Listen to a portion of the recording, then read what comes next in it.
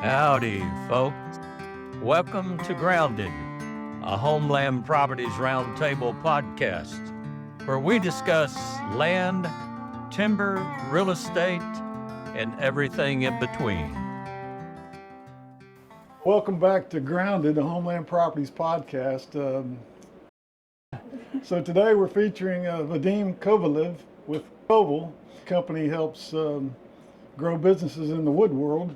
Produced our company video for HomeLand Properties, a timeless video that we very much appreciate and think highly of. And hopefully we'll do another one of those one of these days. But for today, we want you to tell us a little bit about yourself and then what you do.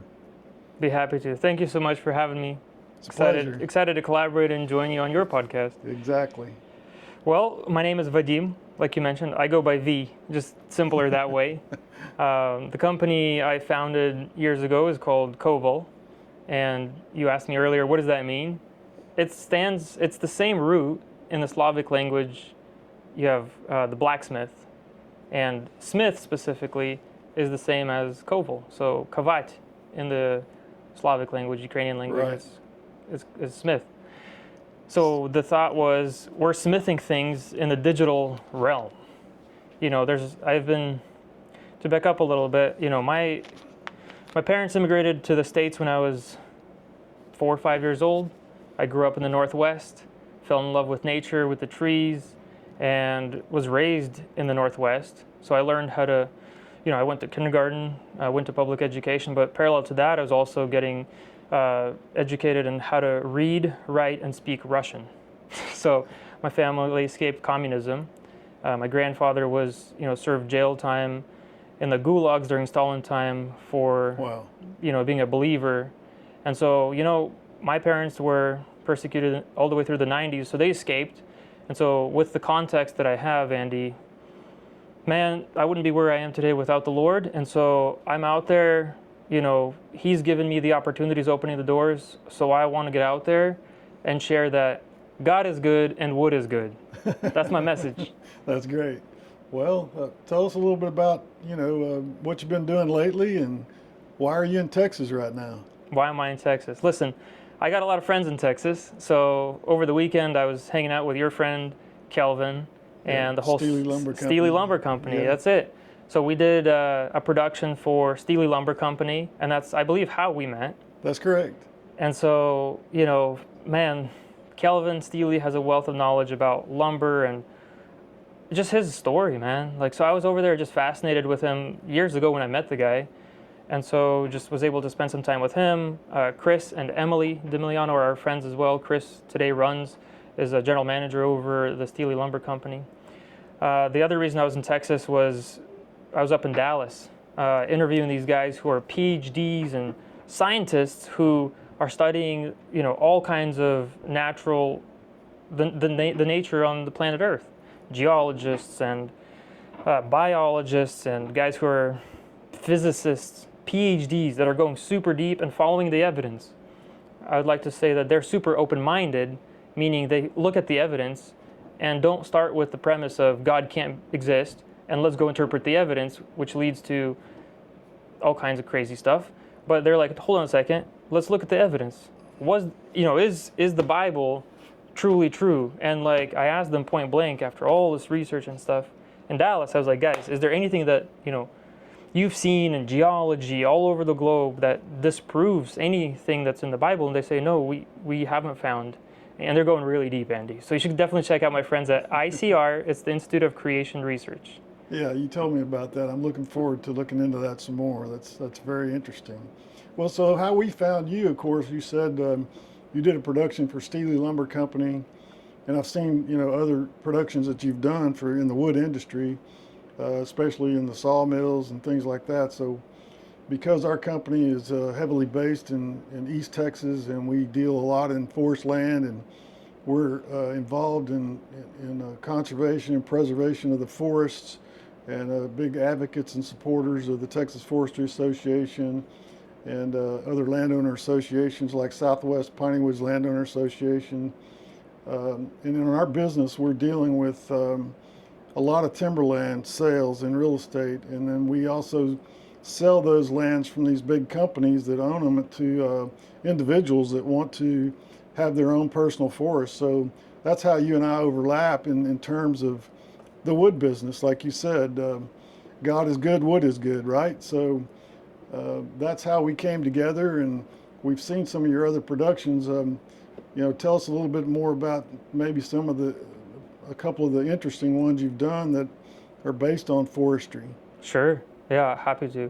Well, let's start right there with Steely Lumber Company. I think that was an incredible opportunity for us to collaborate with Steely Lumber Company.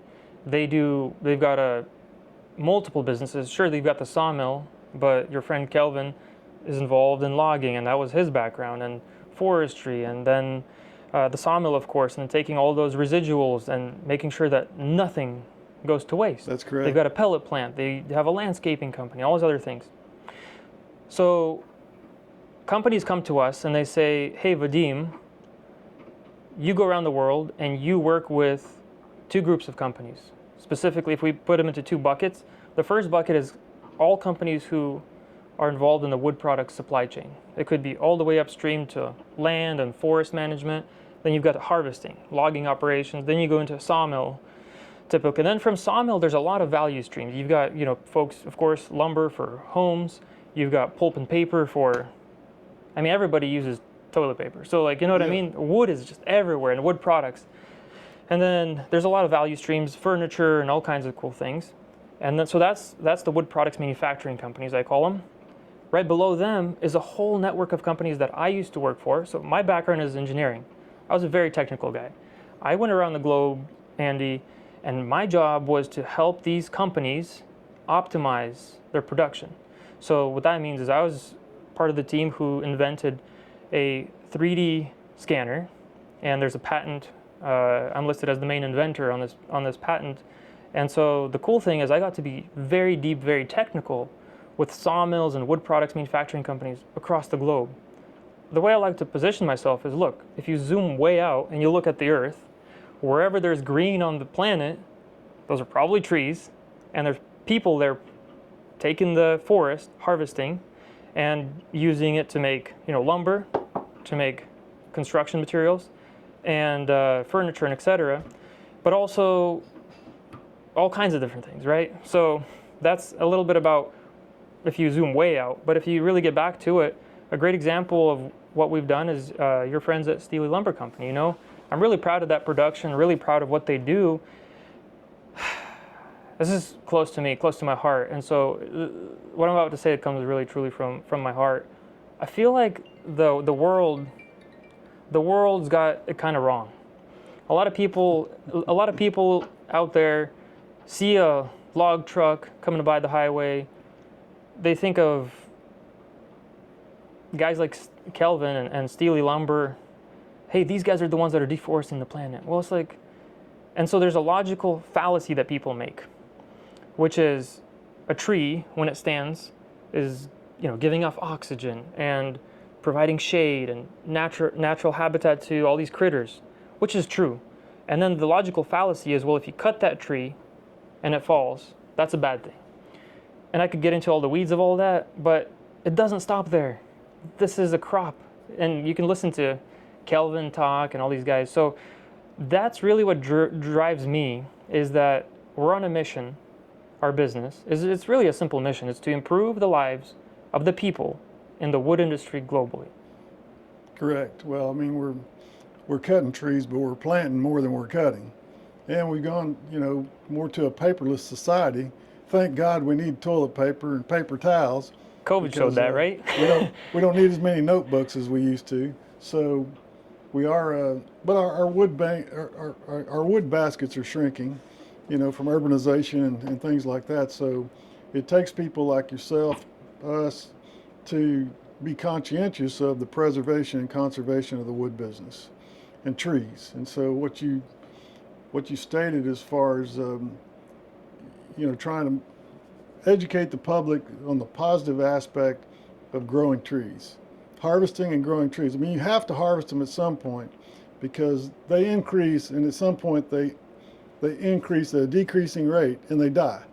So we're using God's resources that He gave us to benefit ourselves, our society, our communities, through jobs, through products, through the natural resources that trees provide. And I think what you do in helping educate the public through your productions and through your research and gathering data is very important. So before we go any further, let's tell everybody where they can see some of the productions that you do. Yeah, please visit our website, or better yet, find a lot of the content that I go around the world and capture is on our YouTube channel. Go to YouTube and search Wood World. Wood World. Wood World Podcast. And so what is your website? Is it just Koval.com? Kovaldigital.com. Kovaldigital.com. Okay, good. It's good to know that before we get any further. So yeah, I'd love to share a little bit more about the why I do what I do, Andy. Sure. And for me, it's very personal and very deep. Again, I told you about my folks escaped communism, and I'm a believer. I can state that openly and honestly right here. And so what I'm driven by is we've got a purpose. We don't just aimlessly walk around planet Earth. And so my purpose stems from actually the first book of the Bible. Can I read you the verse? Sure. So the first book of the Bible is Genesis. And right there, when God creates the earth, He says, I'll show it to you here. So we're in Genesis chapter 1, verse 28, keyword subdue. In context, it says, God blessed them, and God said to them, be fruitful, multiply, fill the earth, and subdue it, and have dominion over the fish, and on it goes. But the word subdue, genuinely, I think let me start with what it doesn't mean. I like to share the message of the word subdue because it doesn't mean to go and subdue the earth and exploit the earth. I was just in Africa. Brazil is a lot of places. I haven't been to Brazil yet, but I'm just saying there's a lot of places around the world where truly bad things are happening. There's bad players. But we're not called to exploit the earth. Correct. We're also in this, so we're not to exploit, which subdue is not to exploit, and subdue is also not to idolize creation. We're not supposed to make an idol out of the tree that's standing there, and I feel like that's the other opposite extreme. What is subdue? Well, in my interpretation is quite simple. To subdue means to be a good steward of the natural resources, right. Not just trees. And okay, what does that mean, subdue the earth? It's very practical and very simple. In my mind, it means to use and to take care of the natural resource. Correct. So we are to plant more and all of that, and to take care of the land, the tracts that you're working with directly, but we're also called to use and to make lumber and furniture and homes and everything else that we're doing. So we're to subdue the earth. Agreed. Simple. Yeah, it is. If it were that simple. It's not easy. Yeah. But it isn't. Bible's not all that complicated if you really look at it. That's correct. It's not. It's straightforward. I love this industry. I love the people of this industry, Andy, and that's why I think that you and I are, we've got a gap in age, but I feel like you're my friend. Kelvin, I feel like he's my friend. Sure. And why is because we align on wood is good, God is good, and these are key tenets, key principles that I go around the world and I talk about openly. Why is wood good? Well, okay, we could get into that. You know what I mean? Like we talked about lumber and wood products and wood resources. But, it all starts way upstream in the forest. And that's something that you're really knowledgeable about. So can I ask you a little bit to also share, from your perspective, Andy, what do you do? What is HomeLand Properties? Because I want to also share this episode on our channels. Yeah, sure. In this collaboration. Yeah, so as we've talked before, HomeLand Properties is a fairly small real estate company based in Huntsville, Texas. Okay. We're on the western edge of the wood basket in Texas, but this wood basket travels, goes all the way to Florida. This is where it starts, right here in Huntsville, Texas, and travels east all the way to Florida. So we have gained a foothold in the market with a lot of the large timberland owners, 3 to 4 million acres just in East Texas. And those timberland owners view their portfolio of lands, if you will, as strategic for growing forest products or possibly non-strategic. You know, if sometimes it's hard to manage a 20-acre tract that's off by itself. So they'll categorize those forest lands, and then they'll decide whether it's best to continue that in forest production or to sell it and maybe use that money to lower their basis in the remainder of what they own, or buy other lands that are more strategic for growing wood. So that's when we come in. They hire us to sell those properties that are non-strategic for forestry anymore, but most of the time they still have trees and they can be used for forestry by another owner down the road, and that's where we come in. So we work about 40 counties in East Texas, which pretty much carries us to the Red River, which is the northern border of Texas, to the Gulf of Mexico, all the way to Louisiana. We're branching out into Oklahoma now and probably Louisiana in the next year. So we've been very successful in what we do and how we present our platforms for marketing and selling those properties. So our production has been successful enough that there's demand for our company to help these larger timberland owners and also private owners. We work for them too, to dispose of those properties. And we're knowledgeable in forestry because that's the product that we deal in the most. Not that we don't sell other properties, pasture land, recreational lands, you know, residential lands as well, but the bulk of what we've done over the last 20 to 25 years has been in the forest land industry.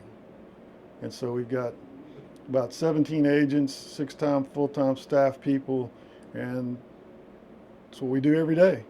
I love it. So, Andy, I have a personal question for you. yes, sir. Why do you do what you do?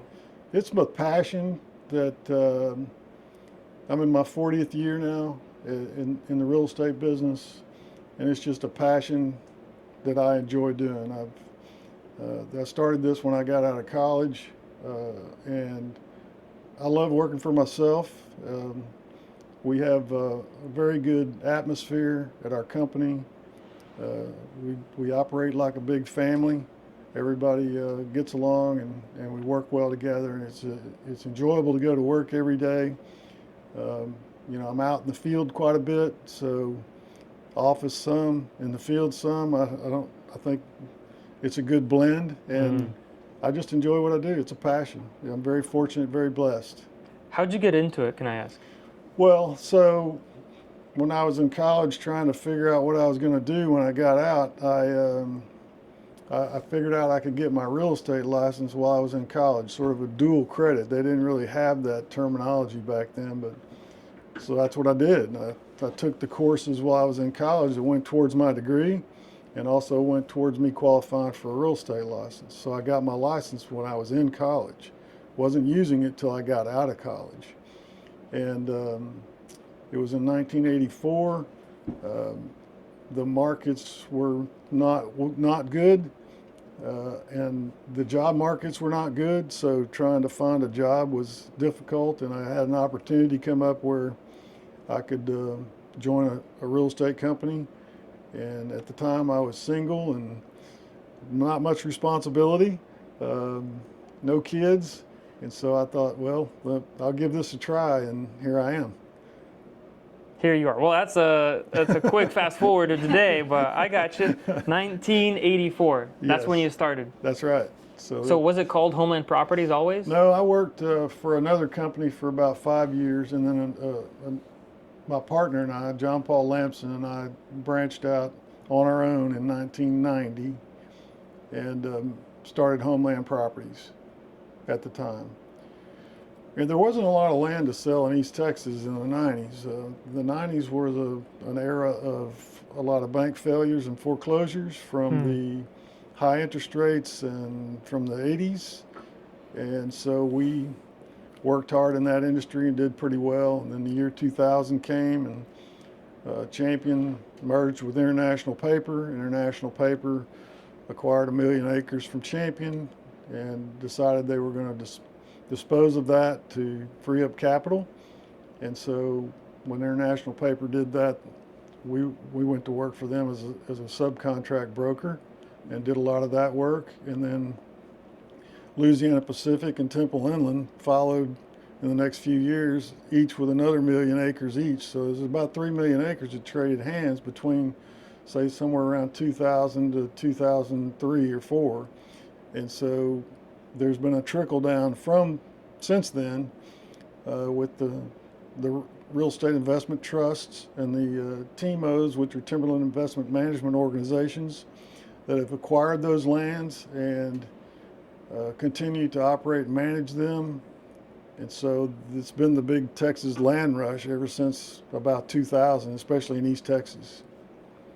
East Texas land rush. Yes, that's what I would say. That's so cool. And, and it's still going. And a lot of these, you call them tracts, right? Well, yeah, a piece of property is a tract of land. Some people would call it a lot. But And well, I mean, what? Just give us some kind of high level. I mean, my audience is going to see this. They probably don't know all these terminologies. Can you define some of these? Like, you're selling land. Correct. They're called tracts. Yeah, so you might have a 10-acre tract, or you might have a 100-acre tract, or you might have a 1,000-acre tract. Okay. So it's just a terminology for, some people might call them lots. Okay. A lot of land would be, 10 acres would be a lot, 10-acre lot, or a 100-acre lot. So what's the smallest lot you've ever sold? Oh, I mean, we'll sell stuff, a tenth, 2/10 of an acre. I mean, it just depends. We do some commercial work, so some of those properties get pretty fragmented. But yeah, we've sold properties less than 1 acre, and the largest property or transaction we've ever done was a 54,000 acre property that we sold back in 2006. But that's not, a big block like that's really not uncommon, or a package is not that uncommon to trade in the forest industry, not necessarily East Texas, but all across the United States in forest lands. So. And that's what that was? It was forest lands? It was. Okay. Yes. Also related to forestry and logging and sawmilling? Yeah, and some of it's still, being used for that. Is that right? Correct. Do you know much about how the land, like after the transaction or before the transaction, like how was land used here in your region? Like, I know you were saying logging, but can you give us a little bit of a taste of how the trees are ready to be harvested, or just a high level? Like, are these tracts already harvested, like you said, or are they doing any planting after they buy them? Like, what do people usually use the land for? In the commercial space, we'll get. Yeah, so in the commercial space, I would say that, it's used for forestry, and most of in a production forest, they used to do more of a management style, more of a natural growth. I mean, southern yellow pine is indigenous to this area, so back in the day, I guess that they would do more of a just a natural management style, where they would go in and cut the bigger trees out, and maybe leave some seed trees to let the forest reseed itself or reforest itself. But somewhere in probably early 80s, the industry went to a more production style, where they developed stands within a plot of land. So if you had 1,000 acres, you might have 10 100-acre stands within that 1,000 acres, and then they would go in and clear cut a 100-acre stand and replant it. So many trees to the acre, might be 400 to 600 seedlings to an acre of ages, for instance, in that 1,000 acres. Yeah. So you've got 10 stands, so you might have one stand that's a year old, the next one might be 2. I mean, if you do want to get more into that, you need to get with a consulting forester. 100%. Because I want to be very general, because I'm not a consulting forester. I understand, but you're giving me a good example. I don't want my consulting forester audience to get upset with me. No problem. No. And no, I'm just trying to get a general lay of the land in this region. Sure. And you've been in contact with I don't need to go super deep with one person, just high level information. I'm a forester on the hoof. I just learned it on the hoof. Kelvin taught me a lot. Wow. So, what's your relationship with Kelvin? How do you guys know each other? well, we met in 1993, I think. His wife, Deanne. Deanne, her parents were selling a home in New Waverly and called me to help them sell that home. And I met Deanne, and then in developing that relationship, she introduced me to Kelvin. And so 30 years later now, I helped him, he owns about 15,000 acres. And I helped him buy most of that over that time frame, over 30 years.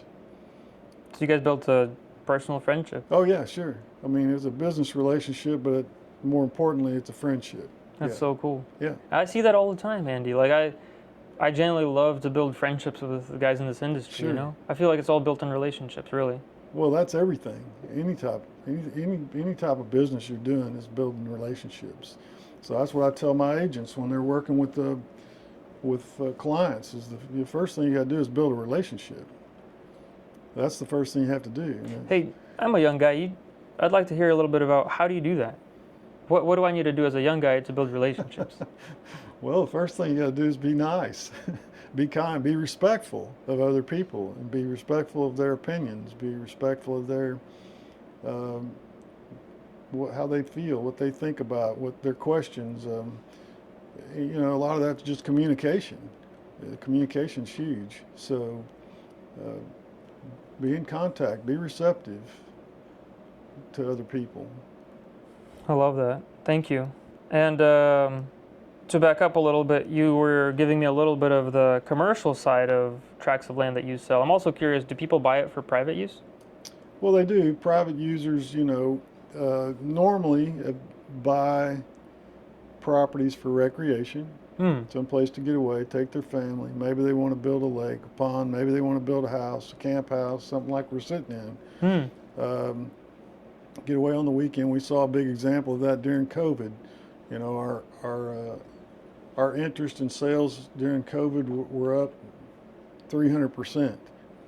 People realized that, hey, we're trapped here in this city and we might need to get out. We might need resources that we can use on our own.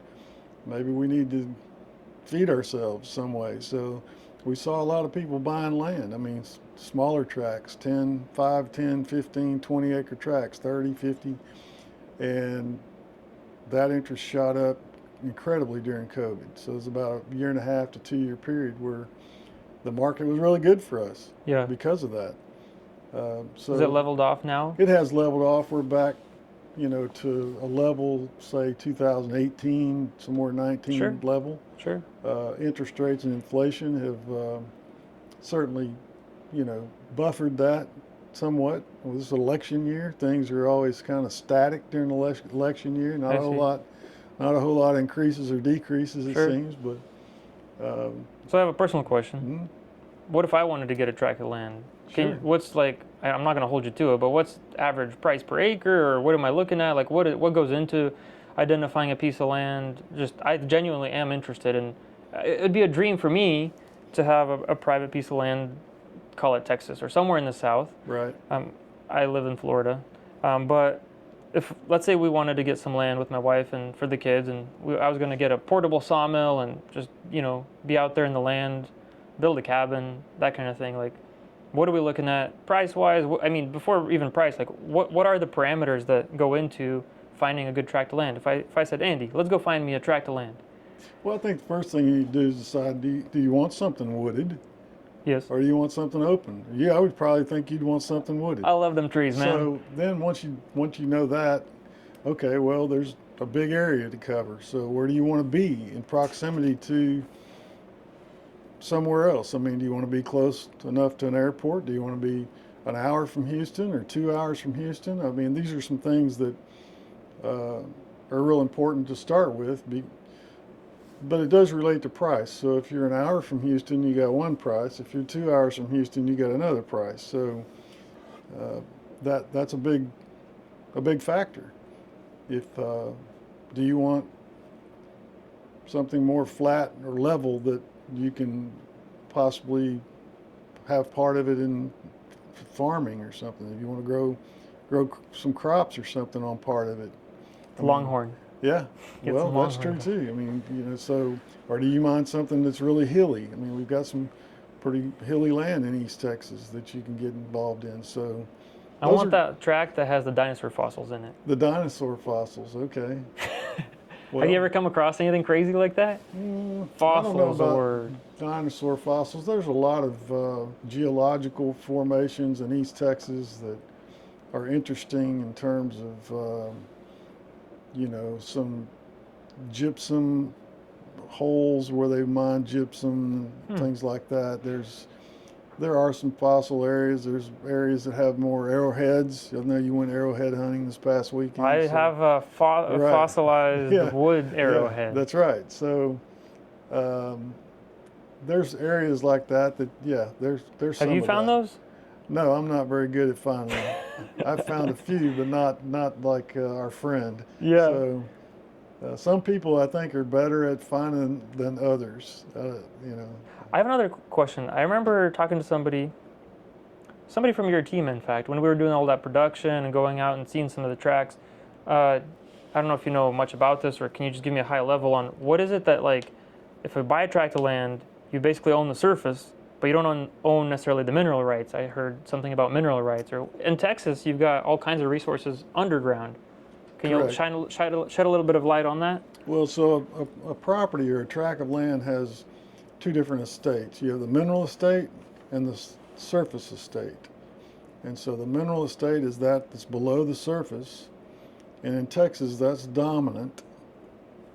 And the surface is subservient to the mineral estate. So yeah, if you buy a tract of land, like this table is your tract of land, you own the surface. Yeah. But if I own the minerals underneath this table, then I have the right to go on your surface to get to my minerals. So you can have two different owners, one that owns the surface and one that owns underneath. Well, that's very common. So most properties in East Texas, the minerals have been reserved prior to.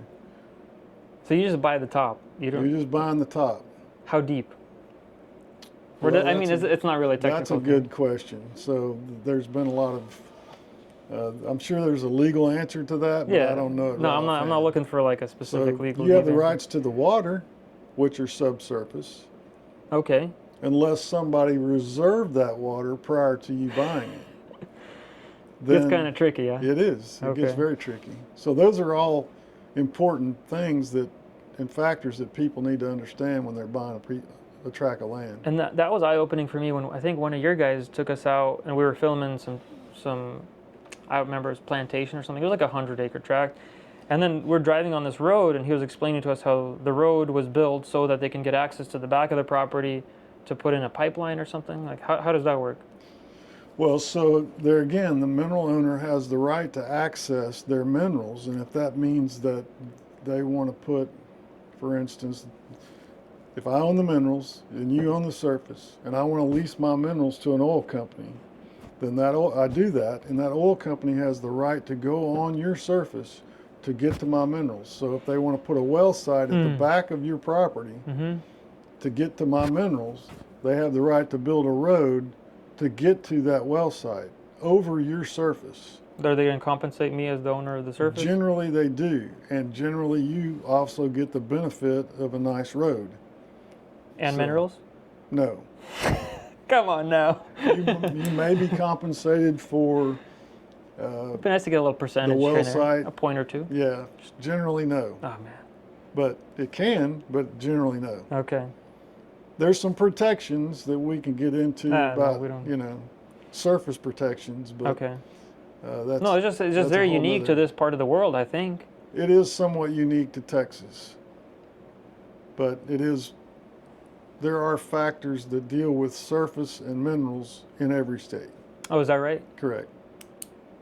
That's something I just learned. Yep. I'm learning everywhere I go, Andy. That's why I'm asking the questions. Well, that's good. Sometimes they're kind of dumb questions, but No, there's no such thing as a dumb question. well, I like to ask the ones that are super basic, because then I see it from your perspective and I see it from somebody else's perspective. Well, and sometimes we're so ingrained in what we do every day that we forget the simple questions that we just often, and maybe in error, presume that people know more than they do about land.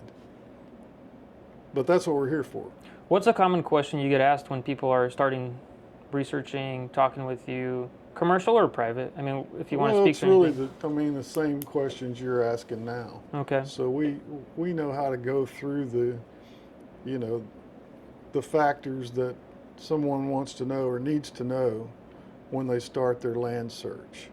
So a lot of times we tell people, well, start surfing the internet. Everybody kind of likes to do that. So go to some of your land pages. Go to our website. What is it? HomelandProperties.com, or you can go to HomelandLand.com. Okay. And we've got about 500 offerings right now across East Texas, but it gives you a good cross section, if you will, of what's out there and what those prices are. So you'll start seeing, okay, well, if I want to be 2 hours from Houston, I'm going to pay somewhere in this range. But if I only want to be an hour from Houston, I'm going to pay somewhere in this range. And it's usually on a per acre basis. So if it's 100 acres and it's $5,000 an acre, then you know it's $500,000. So if you kind of think what your budget is, then you can start kind of backing into it. So maybe you say, well, my budget's $500,000, but I want this many acres. Okay. So because of that, I'm going to have to get 2 hours from Houston. Mm-hmm. So it depends on what's your priorities, right. yeah. I want 100 acres, and here's my budget. Okay. Well, we can't get you that an hour from Houston, but we can get it for you 2 hours from Houston. So those are some of the things that we look at. When people come to you, are they looking for an investment property usually, or is land a good investment, I guess? Well, certainly it is in Texas. Our land prices have not gone down in the past 40 years. We've seen some leveling out, maybe some flat periods, which I think we've been in for the last 18 months. But there's still like 1,400 people a day moving to Texas. And as long as we have that demand. Where are they coming from? Everywhere. So from within the country mostly, just relocating inside the states? Yeah, I'd say mostly within the country. California's been a big one, of course. Everybody hears that. Midwest. Elon Musk showed up, right, recently? Yeah, Did you sell him any land yet? No, not yet. He hasn't come to East Texas yet. Yeah.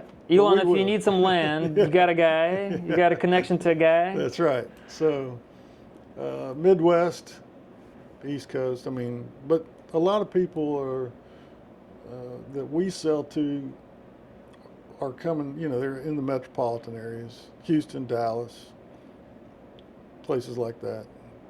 Good. You have a good mix, or is it heavier towards like the investors side, or is it heavier towards the private? They're just trying to escape and do recreational things.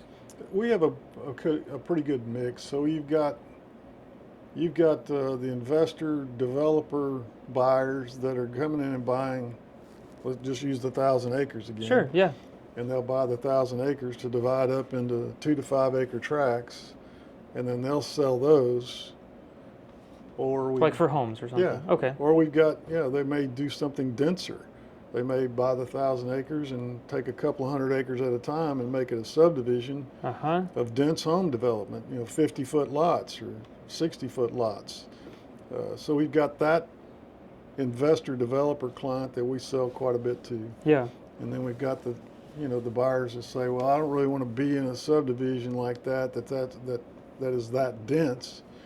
So I'd rather have my own 5 acres or 10 acres out here kind of by myself. And so we've got those products as well. You call them products? Yeah. I love it. It's all a product. I love it, Andy.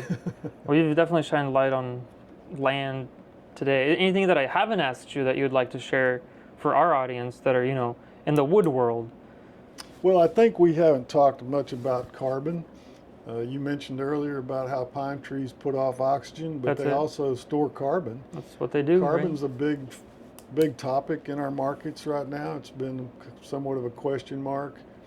There's also, you talked about, and so trees store carbon, so carbon sequestration is in trees, it's in all wood products, it's in lumber, but then also we talked about surface and subsurface. There's such a thing nowadays as what they call pore space, which pore space, that's Pore, is subsurface, and it's basically vacated fractures below the surface that they're pumping carbon into to store carbon.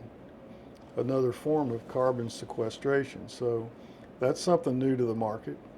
Solar is something that's affecting our wood basin, if you will. I mean, we're deforesting properties to go green with solar, but are we really going green when we're wiping out trees that may never grow there again? So it's a controversial topic. And will solar really be here for future generations, or would the government subsidies dry up and there won't be as much demand for solar? Or will the providers that buy the solar energy say, hey, we've got enough solar, we don't need any more solar? And then there's wind turbines. So there's another environmental issue with wind. We don't have many windmills in East Texas, but funny enough, I was driving and I passed this giant semi with the blade on it, and there was a couple of lead and trailing vehicles. There have been, certain counties in East Texas that have passed laws that they won't allow windmills in their county. Is that right? Yeah, but just because of the aesthetic view. It's huge. The thing is humongous. Yeah. Well, and they, the whole landscape's covered with windmills when they do that. So there's some things like that you're probably going to run across. Yeah. And that we face as well. Well, you mentioned carbon, and I think a buzzword that everybody talks about right now, and I've tried to understand it some. At a recent event, I was asking a guy about, but maybe you could shed some light on it, like from the field. What is carbon credits? This buzzword, carbon credits, and how does it work, or does it work? And well, I'm not a carbon expert, but it's somewhat of a mitigation process. So if I have a property that has pine trees or any kind of trees, they'll even sequester carbon in pasture. But if I have a way to sequester that carbon, then there are companies that are paying me to hold that carbon, not cut my trees, okay? And so if I hold those trees for a certain time frame, then companies like Amazon and FedEx and Papa John's, you think about how much cardboard they use in order for them to put on their boxes that we are sustainable or green or whatever terminology they use. They're buying credits to offset how much carbon they're using up. Or they're releasing. Correct. Okay. Correct. So does that make sense? Kind of. That's really high level, I guess, kind vague, of. But. And I understand. I'm not trying to put you on the spot here. I'm going to go dig deeper here, because what doesn't make sense to me is, as I was exploring it with somebody else, I'm going to go find a carbon expert, and maybe somebody can make a comment and connect me with a carbon expert. Like, I really want to understand it, and I don't get it. Like, how is it that they're trying to say that call it flying, I'm not going to say what they do, but let's say somebody's releasing carbon into the atmosphere. They want to offset that. Theoretically makes sense, but what doesn't make sense is they're paid to not cut trees down, which causes a whole bunch of other problems in the forest. So, such as wildfire. If you don't harvest, if you don't thin, if you don't manage. So I'm not sure on the nuances there, but I'll find somebody else to talk about. But you heard the word. There are measures within storing carbon that you can still manage your forest. Manage it, okay. So, but yeah, you're exactly right. That's why they're buying those credits, because they use up so much carbon or release so much carbon that they're off as part of the new Green Deal. You know, I mean, that's what they're doing. You basically said what they're doing, but I understand where you're coming from. But it's not a perfect world. Yeah. Well, look, again, back to the basics. I believe we need to use the land and its resources and help it. What did I say in the beginning? To use and to subdue. Well, subdue. I was defining the subdue, where the word subdue, to use and to take care of the natural resource. Right. So the take care of part is the growing the trees and taking care of the land. There's a balance there, is my point. You need to ask your guys in Dallas how they would deal with the atmosphere. That's right. Yeah. That's right. Well, I'm tonight flying out to Portland, Oregon. Yeah. Heading to an event there, but I might just do that because I think there's a lot there. The atmosphere, carbon, climate. Are we really destroying our atmosphere? Fair question. Yeah. I'm not a climate expert, but what I can say is I know people who are. Yeah, you do.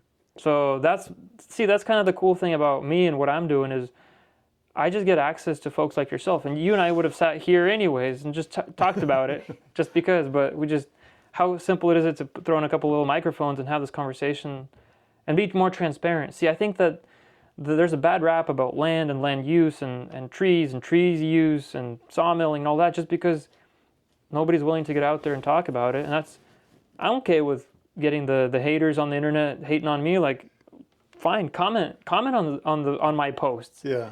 I don't want your brand to get tarnished, but please call me out on whatever you think I said that isn't right.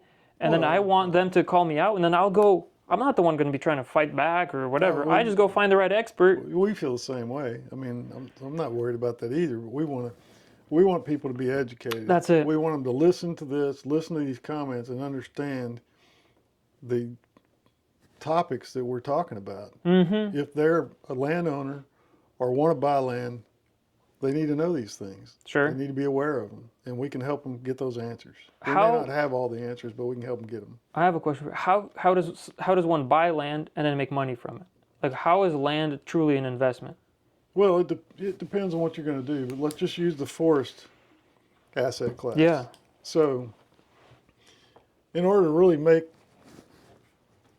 any money with forestry, you have to have a certain scale. It takes a little bit of size to make money. Now, if you buy a 50-acre tract of pine trees that are 20 years old, you can go cut those and you can get income from them. Mm. But essentially, you may have paid for that when you bought the property, so you're getting some of your money back. But in order to make money again, you're going to have to do something different with that piece of property, or you can replant, but understand that your rotation, again, is 25 years, and your first cutting or thinning might be from 13 to 15 years old. Mm-hmm. And that first cutting is your smaller trees. It's a management cutting is what it is. You're not going to really make a whole lot. It's a pulpwood thinning. You're probably not going to make much money, but it's going to help the residual trees grow faster.